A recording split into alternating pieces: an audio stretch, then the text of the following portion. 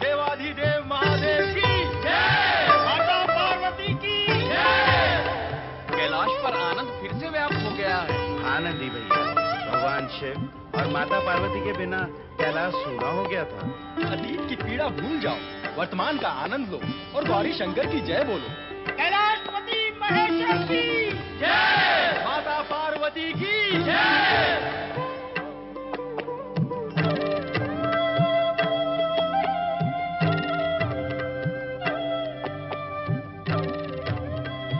देवी पार्वती, ऐसा प्रतीत होता है कि एक अंतराल के पश्चात हम कैलाश पर आए। हाँ स्वामी, ऐसा प्रतीत होता है हमारे यहाँ पुनः आने से यहाँ का कोना कोना हर्षित और पुलकित हो रहा है।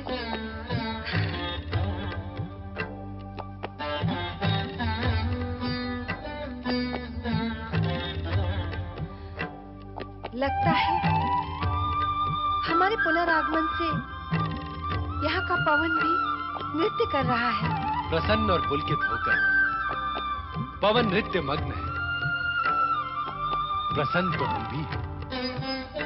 हम भी क्यों ना नृत्य करें? अर्थात मैं आपके साथ नृत्य करूं? आप तो नटराज हैं। मैं कब तक नृत्य में आपका साथ दे सकूंगी? मैं शिव हूं तो तुम भी शक्ति हो। जब नृत्य में मग्न हो जाएंगे तो साथ और संग बना रहेगा।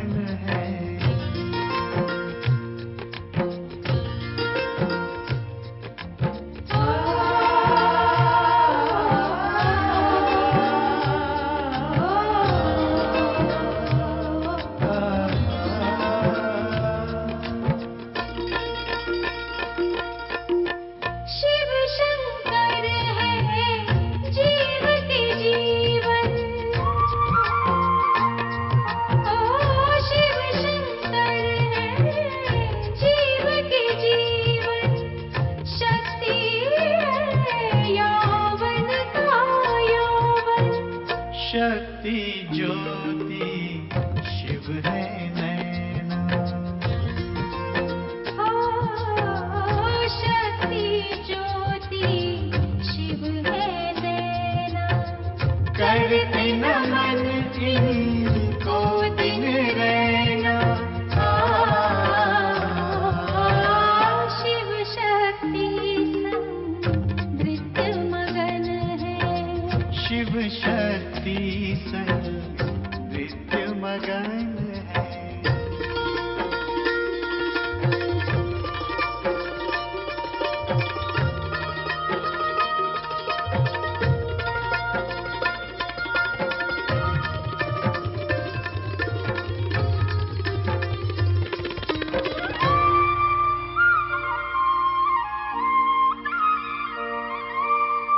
शिव है नर तो शक्ति नारी।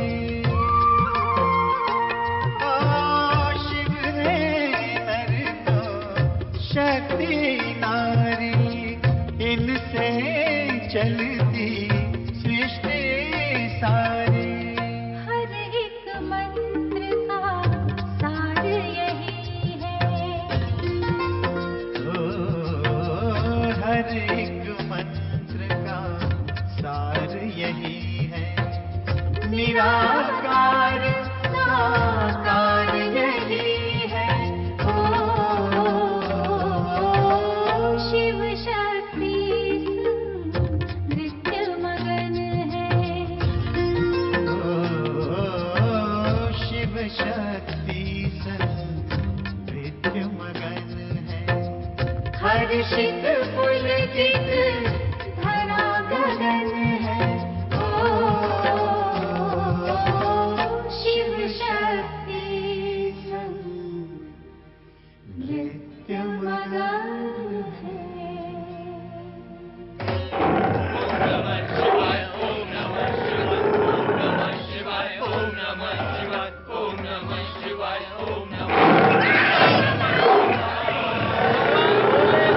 शिव शंकर की देवी, तुम्हारे ये वाहन हमारे गणों को भयभीत कर रहा है, अतः तुम इसका कुछ उपाय करो। स्वामी, सत्य तो यही है कि ये आपकी इच्छा से ही देव से बाघ बनकर मेरी सेवा में आया है। अब आपकी इच्छा अनुसार ही मैं इसे गणाध्यक्ष का रूप प्रदान करूंगी और इसका नाम सोमनंदी होगा।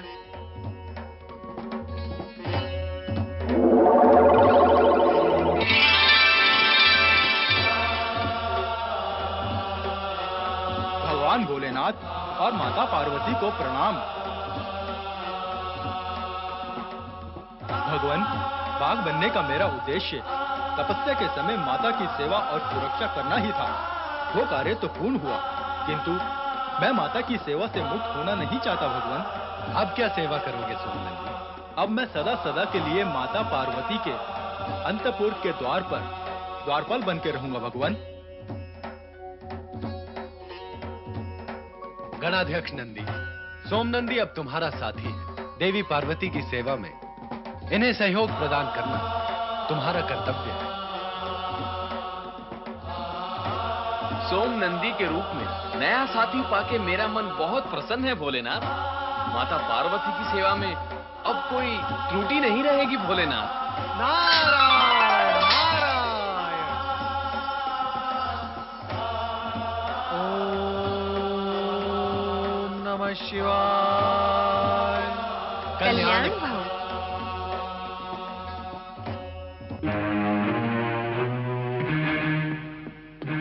हे सत्पुरुष, मैं आपको प्रथम बार यहाँ देख रहा हूँ। क्या आप अपना परिचय देने का कष्ट करेंगे?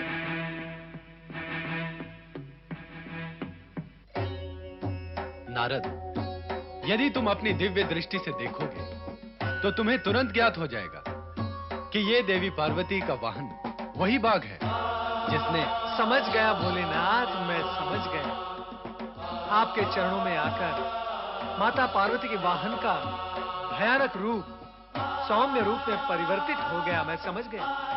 और इस गण का नाम सोमनंदी है। उत्तम। अति उत्तम। भगवान भोलेनाथ के गणाध्यक्ष नंदी महाराज और आपके गणाध्यक्ष सोम नंदी, दोनों की जोड़ी अच्छी जमेगी। वो तो अच्छी रहेगी ही। अब ये भी अच्छा रहेगा यदि तुम अपने यहाँ आने का उद्देश्य स्पष्ट करो। हाँ नारद, बिना उद्देश्य तो आप कभी आते नहीं।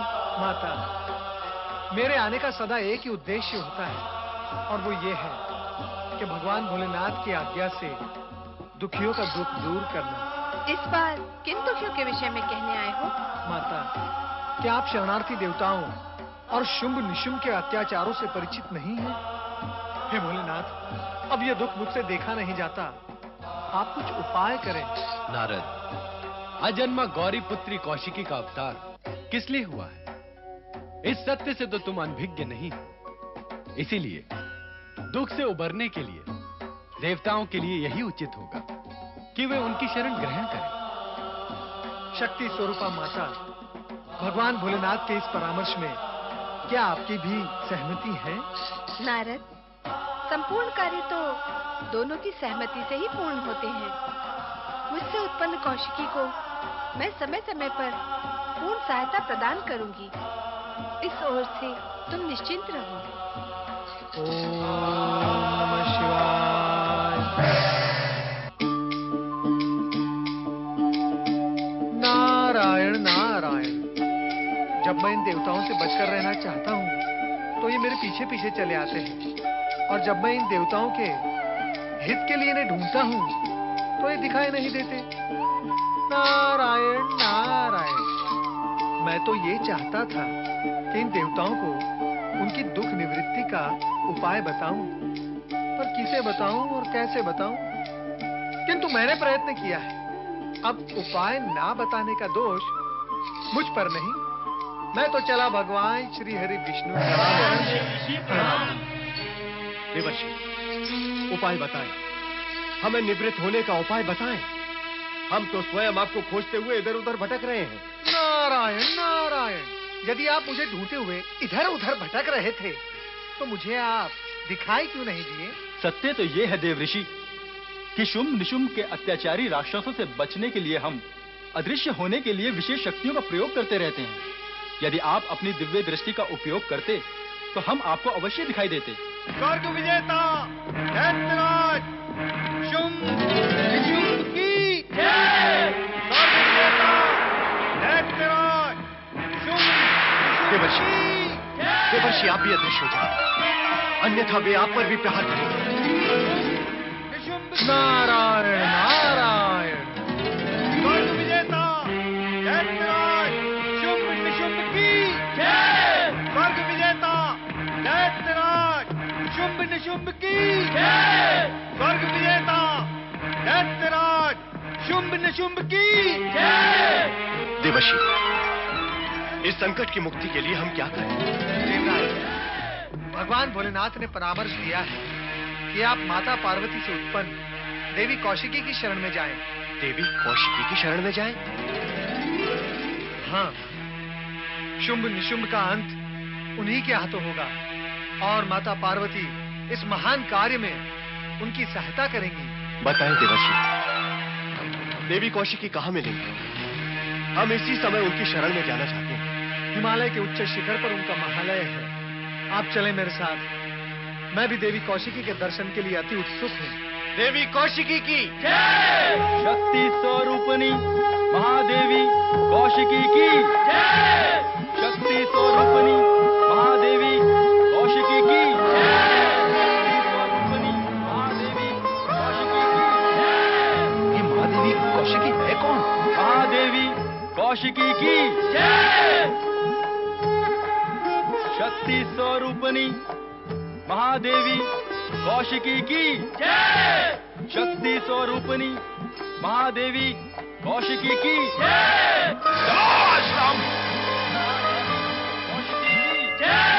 शक्ति स्वरूपिणी महादेवी कौशिकी की जय। शक्ति स्वरूपिणी महादेवी कौशिकी की जय। शक्ति स्वरूपिणी महादेवी कौशिकी की जय। महादेवी कौशिकी, ब्रह्म ब्रह्मा जी के वरदान के अनुसार आप ही उन दुष्ट असुरों का संहार कर सकती हैं। ये असुर बार बार आकर हमारे यज्ञ तथा धार्मिक अनुष्ठानों में बाधा पहुंचाते हैं। शुंभ निशुंभ को महापराक्रमी तथा सर्वशक्तिमान सिद्ध करने के लिए हम पर अत्याचार करते हैं। इन असुरों का नाश करके धर्म की रक्षा करिए महादेवी कौशिकी। असुरवीरों, ये ऋषि मुनि हमारा अंत करना चाहते हैं। अब तुरंत हमें इन ऋषि मुनियों का अंत करना होगा। समाप्त करता इन सबको।